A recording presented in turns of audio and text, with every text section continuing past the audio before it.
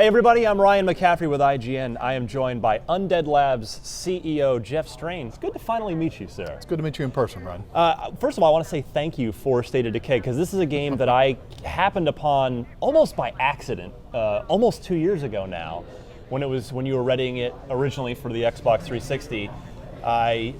Because on paper, this game sounded like the zombie game I always wanted to play, because it's not just about killing zombies in a straight line. This is an open world zombies survival game. I actually consider this game a role-playing game. Would you agree with that? Yeah, I definitely think it has role-playing aspects. I mean, your characters progress, they learn new skills and abilities as you move through the game, and they develop relationships with each other that actually have an impact on how the game world unfolds. And all that's very kind of modern RPG-ish. Right. But what's different about it is that rather than the story being kind of a set, you're going through missions and encounters at a pre-specified clip and in a pre-specified pattern. The world is fundamentally driven by simulation engine. It is a simulated zombie versus humans, survival game. But there's also relationship management. You've got to recruit people into your group. You've got to keep them happy, keep them alive. Sometimes you got to talk to them, go on a little mission with them, and manage the relationships, which I always found really interesting. And so now, that game took off on Xbox Live Arcade, broke a bunch of sales records, which I was just happy for the game for that to happen. And now, as a result of that success, we've got Year One Survival Edition. Now, for Xbox One, which wraps in everything, all the patches, updates that you guys have done, as well as 2 expansion packs as well. Yeah, that's right. So this is kind of every developer's fondest dream, which is to be able to take something you love, something you've built, something you're proud of, something that fans of the game have said that they love, and be able to take another pass at it. Yeah. Especially when you're moving to a modern platform, to new hardware. All of a sudden we were able to do things like greatly enhance the quality of shadows, up-res the textures, increase the draw distance, create a lot of new ground effects like the fog and things that you'll see everywhere that just make it feel more like a living world. But as developers, to be able to go back in and have that chance to fix everything you wanted to fix and do the things you wanted to do, it's just very rare, and it's a great opportunity. And yes, as you say, this is in many ways the ultimate edition of this game. We've taken the 2 add-ons, Breakdown and Lifeline, we've bundled them in with this, along with all of the visual enhancements, and we've substantially improved the animations in the game. The Xbox One just gives us a whole lot more horsepower to play with. And the original State of Decay really pushed the Xbox 360 to its limits. And so all of a sudden having the extra headroom has allowed us to go really enhance the experience. So we're playing from the Breakdown expansion right now, is that correct? No, this is actually State of Decay. Oh, we're back in the right, okay. Yeah, this mission that my colleague Brant is playing through right here actually has an interesting history. I remember this one now, go ahead.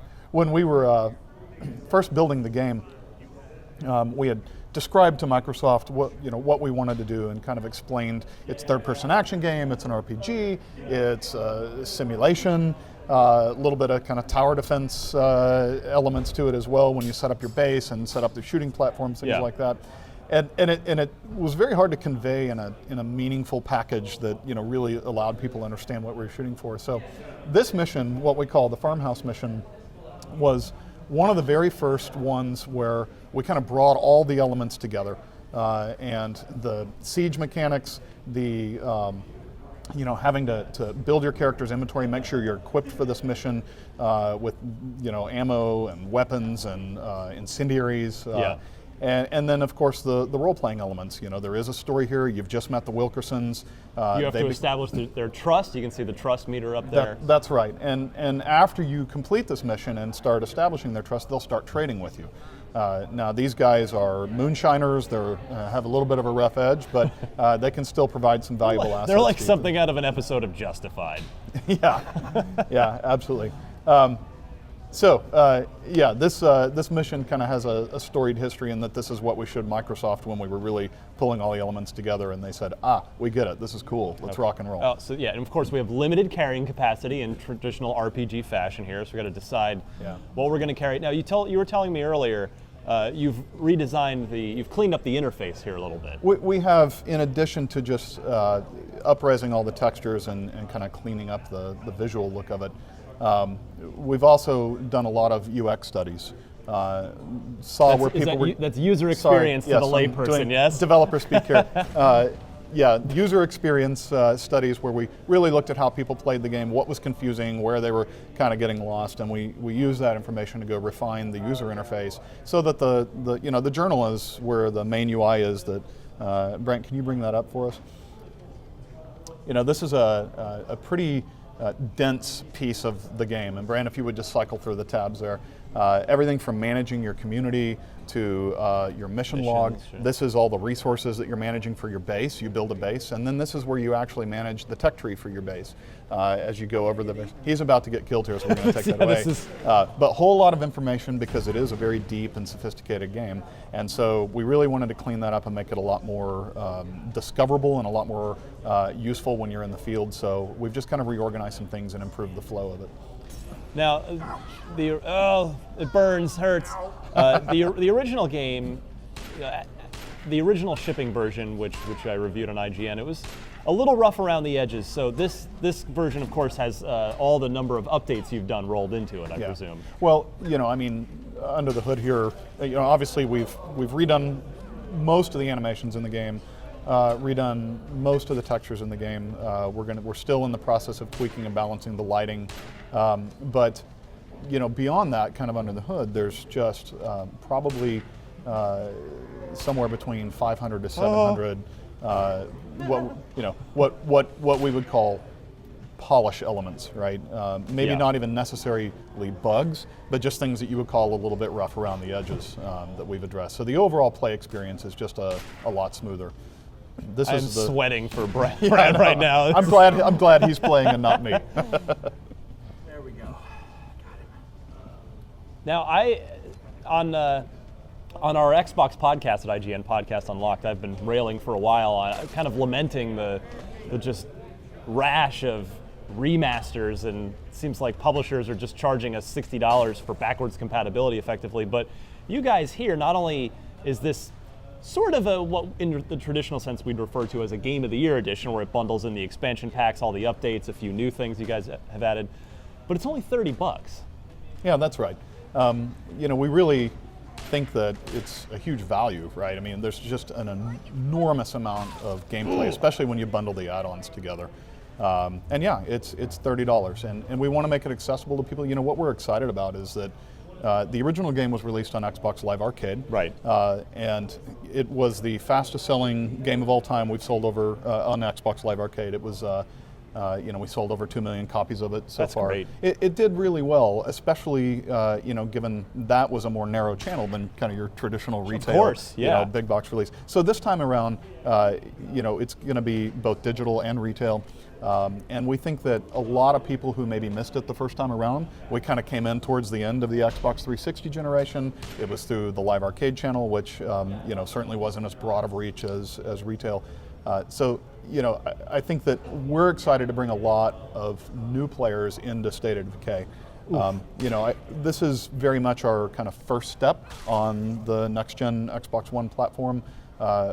We have a long-term partnership with Microsoft around this. Yeah, you guys signed a multi-game deal with Microsoft. That's right. So this is the very beginning for State of Decay, and we're excited because this is, we think, going to be people's first exposure to it on Xbox. And then if you did buy the original on 360 and loved it, maybe you didn't play the expansions, or maybe you just want to play it again, you guys have I guess what I would refer to as a double dip discount. Is that fair to say? Yes, that's right. It's going to be 33% discount for anybody who owned it on Xbox. So $20 for 360 That's owners. right, and it includes all of the expansions plus, not just the remastered visuals and the improved mechanics, but also, there's new content. There's new combat mechanics. There's unarmed combat. You can see here he's out of ammo, so he just pulled out his knife. And rather than just having to kind of kick impotently, he now actually can get in there with the knife and do some real damage. There are new vehicles, nice. Lots of new weapons in the game, and a new mission type as well. The the really fun thing about State of Decay, beyond this kind of scripted mission experience, is that what you do and when you do it and how you do it is completely up to you. You can deploy your own strategy. When you build your base, are you going to go strictly towards pumping all your resources into defense and building shooting platforms and guard towers around your base? Are you going to invest in kind of long-term infrastructure by planting gardens? Right. Solar arrays. There's all kinds of things you can do in the game, and that's where really the depth of the game comes into play. Is these missions are just kind of the story to give you context, to introduce characters into the world, but it's really the simulation aspects of the game that keep you coming back for more. Well, it is good to see our yoga pants wearing friend Maya again. Hardcore IGN fans may remember the Let's Play videos that Greg Miller and I did before this game came out. We developed quite an affinity for yoga pants Maya, and it's good to see her again. So we have a release date for this, yes? We do. It's April 28th is when this game is going to be available. So the team right now, this build is what I would call a mid to late beta build. One of the things that we were able to do with the greater horsepower on the Xbox One is to make the environment more alive. A lot more subtle animations, a lot of environmental effects and particle effects that just, as you play through the game, it really feels like you're in the world. Now, one of the things too I want to point out, after Brant kills the zombie here. You just got to do it. Well, it's begging for it. Can't so let Brant, spin the camera around to the right just a little bit. And let's see if I can see it here. Now, pan up, I want to see.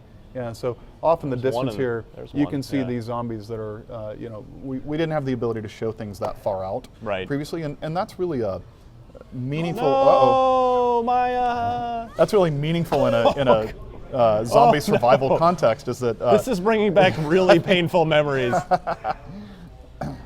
Oh, you're in trouble.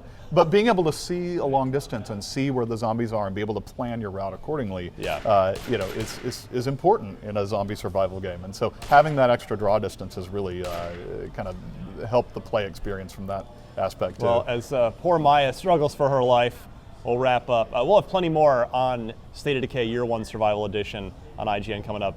Jeff, thanks so much for giving us the tour, walking us through the new stuff. Yeah, you bet, Ryan. It's always a pleasure. You got it. For more on all things State of Decay, you're already in the right place right here at IGN.